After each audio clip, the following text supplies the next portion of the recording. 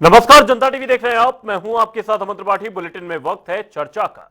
उत्तराखंड अधीनस्थ सेवा चयन आयोग यूके SSSC पेपर लीक मामले ने बेरोजगार युवाओं में भारी रोष पैदा कर दिया है। इस पर हरिद्वार के सांसद त्रिवेंद्र सिंह रावत ने सीबीआई जांच की मांग भी की है।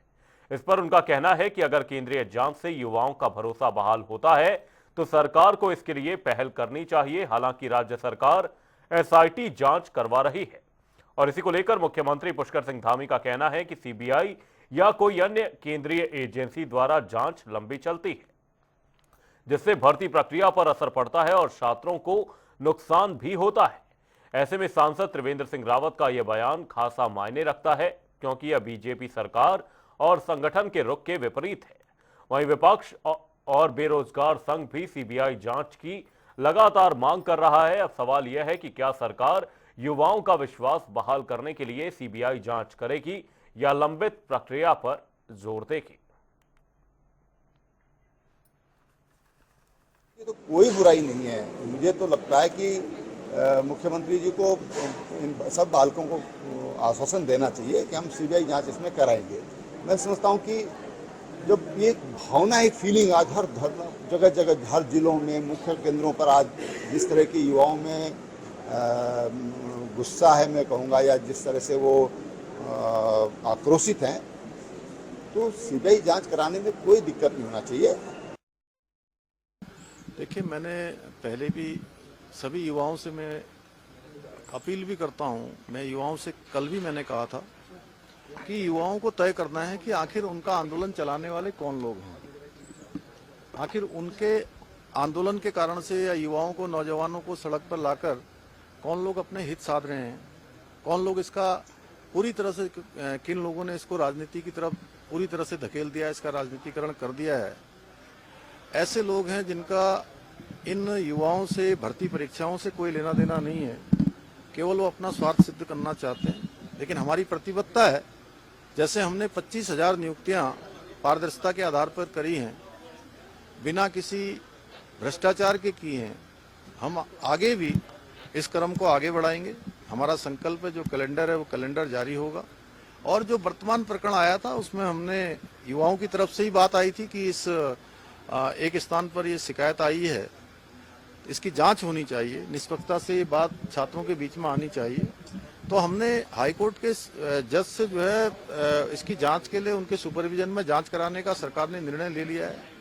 एसआईटी गठित कर दी है और 1 माह तक भर्ती प्रक्रिया को पूरी तरह से रोक दिया है। कोई परिणाम आने वाला नहीं है और जो भी एसआईटी की जांच में सामने आएगा उसके आधार पर हम छात्रों के हित में जो भी निर्णय लेना होगा, हम 1 मिनट भी पीछे हटने वाले नहीं हैं। लेकिन ये भी दुर्भाग्यपूर्ण है कि छात्रों की आड़ में सरकार को निशाना बनाया जा रहा है, उसका राजनीतिकरण किया जा रहा है, देशद्रोह के नारे लगाए जा रहे हैं और सनातन धर्म का अपमान किया जा रहा है।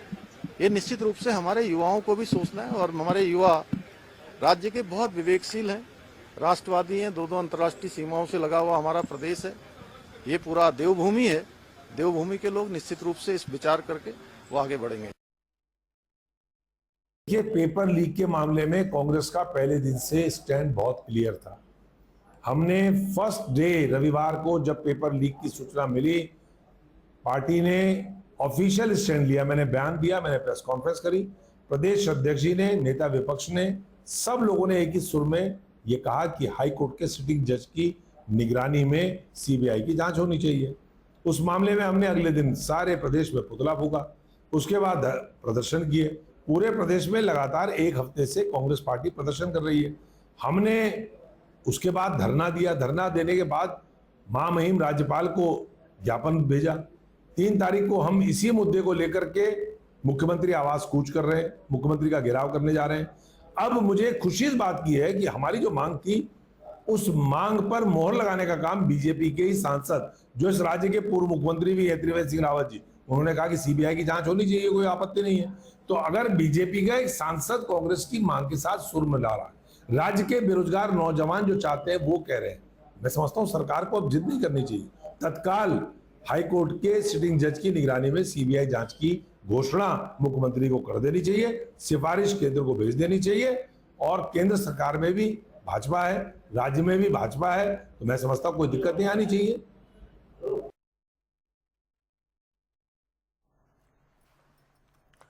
और इसी मुद्दे पर चर्चा करने के लिए हमारे तीनों ही मेहमान हमारे साथ जुड़ चुके हैं। बीजेपी का पक्ष रखने के लिए नेता मथुरा दत्त जोशी हमारे बीच जुड़े हुए, वहीं कांग्रेस का पक्ष रखने के लिए प्रदेश महामंत्री नवीन जोशी जी हमारे बीच मौजूद हैं, वहीं राजनीतिक विश्लेषक वीरेंद्र शर्मा जी हमारे बीच मौजूद हैं।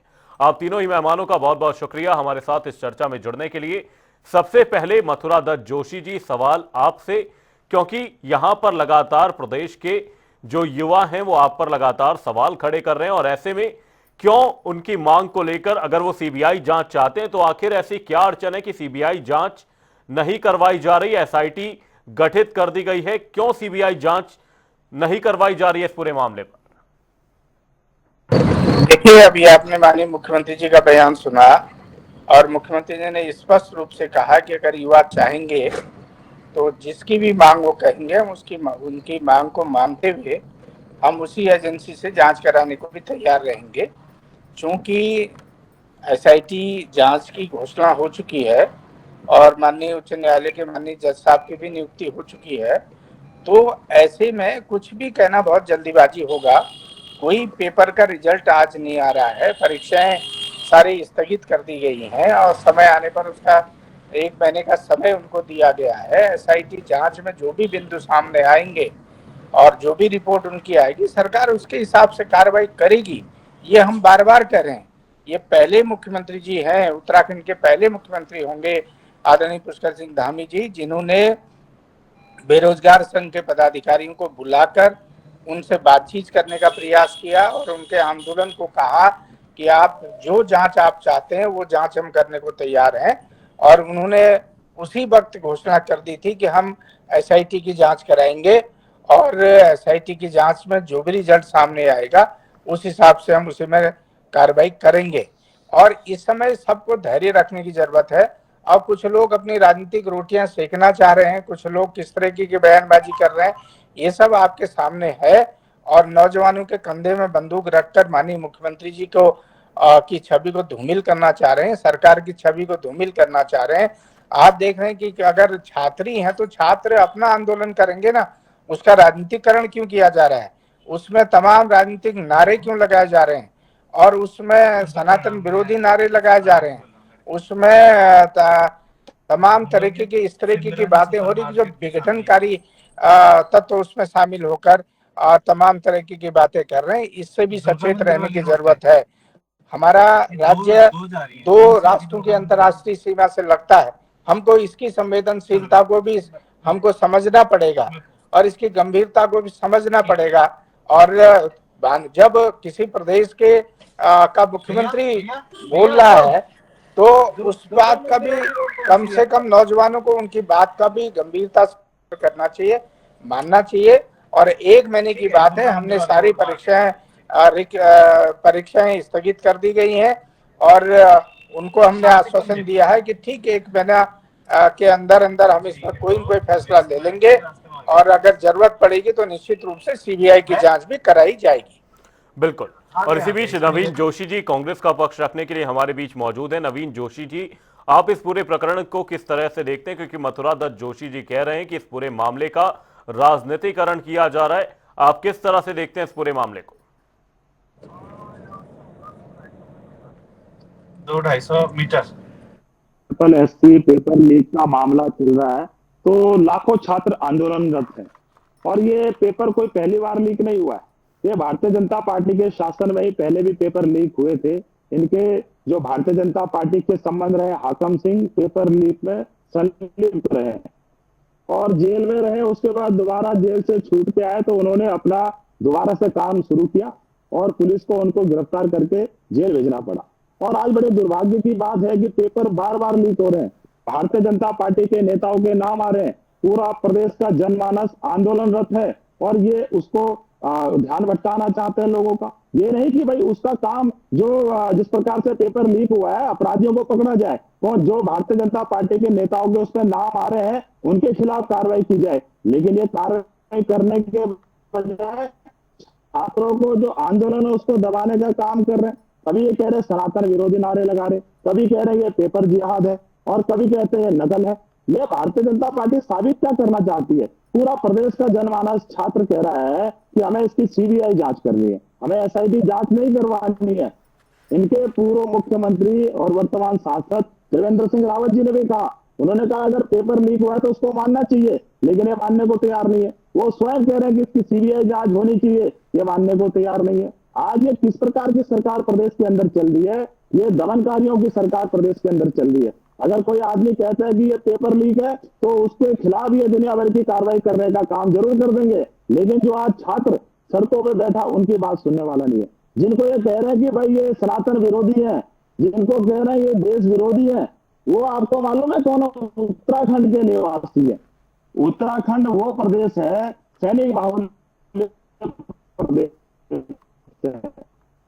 यहाँ पे लाखों लाख हमारे जो सैनिक है वो सेना में जाए, उनका एक क्रांतिकारी और गौरवमयी इतिहास रहा है। आज इनको शर्म आनी चाहिए। सेना के जो हमारे वीर सैनिक है उनके परिवार के लोगों को इस प्रकार की आप बात कर रहे हैं, उनको आप देशद्रोही बता रहे हैं, उनको आप सनातन विरोधी कर रहे हैं। हम पूछना चाहते हैं मुख्यमंत्री जी से, आपने एसआईटी की गठित कर दी, आपने कहा वो अपना निर्णय सुनाएगी, लेकिन मुख्यमंत्री जी स्वयं निर्णय सुना रहे हैं, कह रहे हैं ये पेपर लीक नहीं नकल का मामला है। जब आप लाइन ही वो दे देंगे कि ये नकल का मामला है तो इसमें पारदर्शिता कहां से आएगी? आपको तो इंतजार करना चाहिए था। आपने इसकी एसआईटी जांच बैठाई है तो देखना चाहिए जो उसमें जज है उनकी क्या राय रहती है, जो अन्य सदस्य है उनकी क्या राय रहती है। आप तो कभी इसे पेपर जिहाद का नाम दे देते हैं, कभी नकल का नाम दे देते हैं। इस प्रकार के आप लोगों का जो आंदोलन है उसको तोड़ने का काम कर रहे हैं, ये शोभा नहीं देता। एक राज्य के मुख्यमंत्री और राज्य के भारतीय जनता पार्टी के जो नेता है, आंदोलनकारी जो छात्र हैं, उनको इस प्रकार के शब्दों से उनको संबोधित कर रहे हैं, ये राज्य के लिए बड़ी दुर्भाग्य की बात है। और कांग्रेस ने ये निर्णय लिया है कि जो हमारे छात्र हैं उनकी अगर सीबीआई जांच को स्वीकार नहीं किया गया तो 3 तारीख को हम लोग मुख्यमंत्री निवास का घेराव करेंगे। हमारा पूरा प्रदेश के लाखों कांग्रेस के हमारे जो साथी हैं, जो हमारे जो आंदोलन कर रहे हैं छात्र, उनके साथ खड़े हैं। उनकी समस्याओं का समाधान हम निश्चित तौर से कराएंगे। उत्तराखंड हमको ऐसे नहीं मिला, काफी संघर्षों के बाद उत्तराखंड हमको मिला है, और हम यहाँ पर इस प्रकार के जो कृत्य भारतीय जनता पार्टी कर रही है और उनके मंसूबों को हम पूरा नहीं होने देंगे।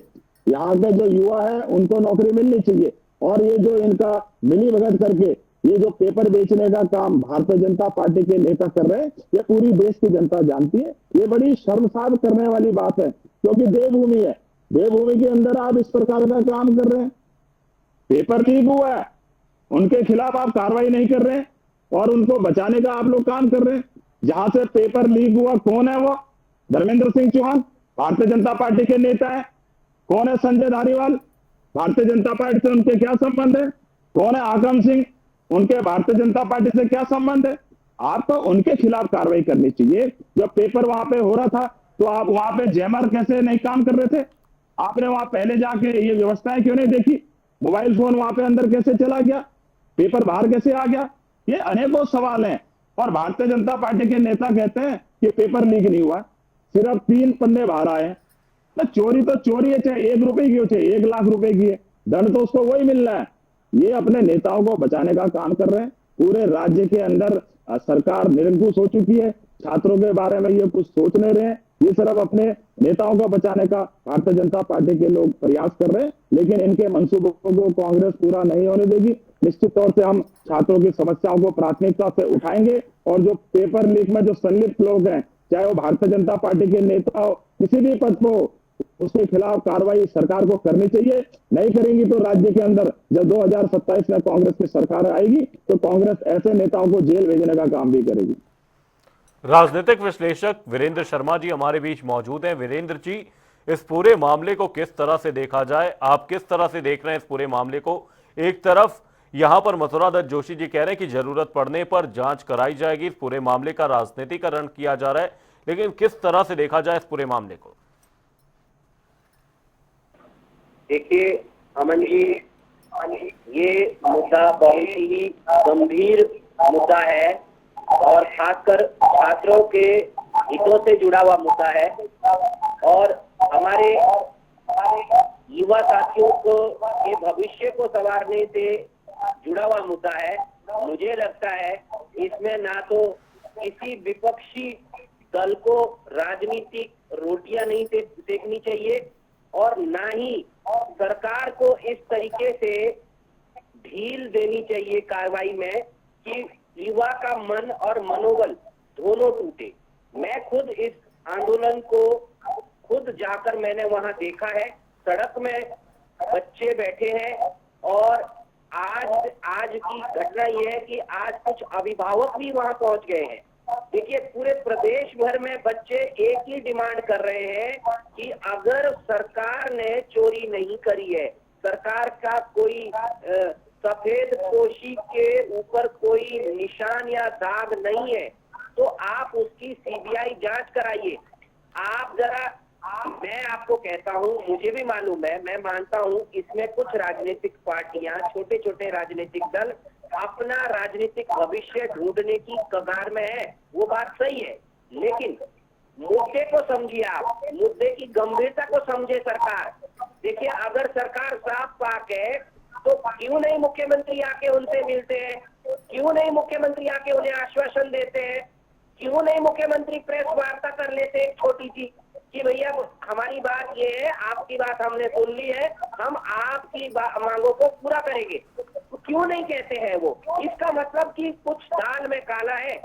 और अगर ये सचमुच में इस तरीके की संलिप्तता और जिस तरीके की एक वीडियो क्लिप, ऑडियो क्लिप भी एक कॉलिंग के माध्यम से वायरल हो रही है कि जिसमें कि 15 लाख रुपए की खुलेआम डिमांड कर रहा है हाकम सिंह के एजेंट और हाकम सिंह, तो ये बहुत गंभीर मुद्दा है। सरकार को समझना चाहिए अपनी, अगर आप साफ सुथरे हैं तो आपको बिना बात के अपनी किरकिरी नहीं करानी चाहिए। और इसमें देखिए ये कोई आपको यहाँ पे कोई दूसरे दल, अगर कोई दूसरा दल जैसे कांग्रेस है, मैं देख रहा हूँ कि यूकेडी इसमें सबसे ज्यादा अपना भविष्य देख रही है।